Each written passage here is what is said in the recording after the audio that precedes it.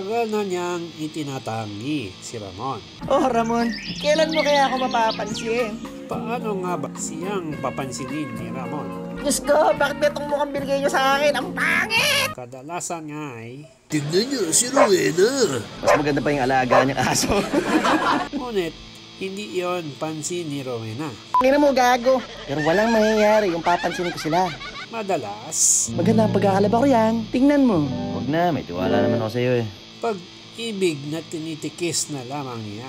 Sapat na sa akin ang makita kita araw-araw. Ngunit may hangganan ang lahat. Satanas! Alam ko ang iyong ibigilingin at matutulungan kita. Totoo! Pagagandahin kita. Ngunit sa isang kondisyon. May pagtali ka sa akin. Ano? Ngunit dahil desperada, kinabukasan nga ay Pinsan ako ni Rowena. Napakaganda niya. hanggang Siyempre. minsan ay Ramon, I'm pregnant. Ano? mabilis ang naging reaksyon ni Ramon. Taksil ka, traidor! Papakain kita! Ramon, ano nangyayari sa'yo?